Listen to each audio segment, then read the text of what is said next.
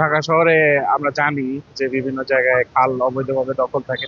নদীগুলো আছে, খালগুলো আছে, এগুলো যাতায়াত এই ব্যবস্থাগুলো থাকে। বাসে তো একটু জ্যাম লাগে, এটা জ্যাম লাগে না। যানজট কমবে, আমরা একটু সুন্দরভাবে চলাফেরা করতে পারবো। একটা উদ্যোগ নিতে চাচ্ছেন সরকার, এই খাল খননের উদ্যোগ নিয়ে তারপরে ওই প্রত্যেকটা খালে যদি এভাবে বোর্ডের ব্যবস্থা করে দেওয়া হয় তাহলে আসলে জনগণের কি উপকার হতে পারে এবং জনগণের মনে কেমন স্বস্তি আসতে পারে? হ্যাঁ, তাতে অবশ্যই রাস্তার উপরে একটা চাপ কমবে। রাস্তায় মানুষ বাস বা গাড়ি ইউজ কম করবে। তো আর কি এরকম হাতির ঝিলের মতো জায়গায় এরকম যদি খাল করা যায়, আমি মনে করি ঢাকা শহরের আরো বিভিন্ন জায়গায় আরো জায়গা আছে, এরকম অপরচুনিটি আছে। যদি সরকার এটা করতে পারে, এটা পাবলিকেরই হেল্প হবে। আর বিসাইডস রাস্তার অবস্থা তো জানেনই আপনার, ঢাকা শহরের যে অবস্থা, তো এটা অবশ্যই একটা উপকারী উদ্যোগ হবে। আশা আশা করি সরকার এই ব্যাপারে কোনো পদক্ষেপ নেবে। তা যে খালগুলো দখলের মধ্যে রয়েছে সেই খালগুলো উদ্ধারের জন্য সরকার কি পরিকল্পনা করতে পারে এবং সেই খালগুলো উদ্ধার করে যদি সেই খালগুলোতে বোর্ডের ব্যবস্থা করা হয় তাহলে কেমন হয় আপনি মনে করছেন? হ্যাঁ, ঢাকা শহরে আমরা জানি যে বিভিন্ন জায়গায় খাল অবৈধভাবে দখল থাকে। তো সরকারের তো এই পাওয়ারটা আছে যে তাদের খালগুলো উদ্ধার করার এবং সেগুলো পুনরায় ব্যবহার করার। তো আশা করি সরকার, তারেক রহমান যেহেতু খাল খননের একটা পদক্ষেপ নিয়েছেন, আমি গতকালকেও টিভিতে দেখছি। আশা করি উনি এই ব্যাপারে ব্যবস্থা নেবেন, কারণ সরকারের চেয়ে তো শক্তিশালী আর কেউই নেই দেশের মধ্যে আর কি।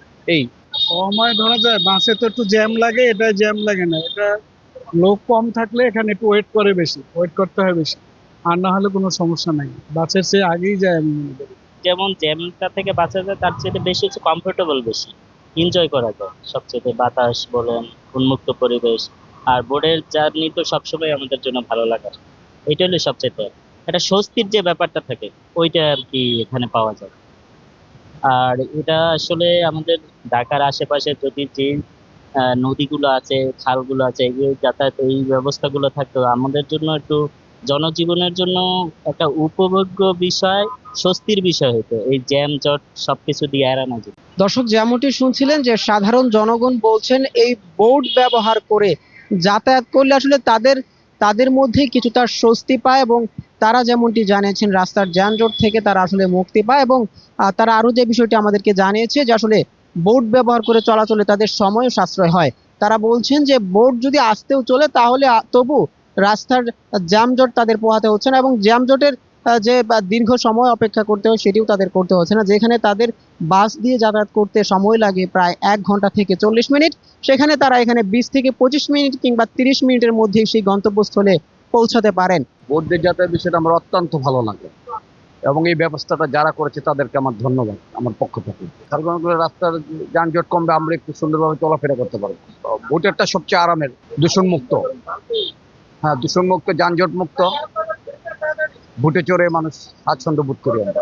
ওয়াটার বোর্ডটা আসলে বাসের চাইতে ভালো, কারণ বাসে যাতায়াত করলে রাস্তায় জ্যাম, দীর্ঘ সময় জ্যামে পড়ে থাকে। আবার দেখা যাচ্ছে সিট পাওয়া যায় না, দাঁড়ায় যাইতে হয় গাদাগাদি করে। এখানে দেখা যাচ্ছে অনেক সমস্যা আছে, জ্যামটাই বড় কিছু।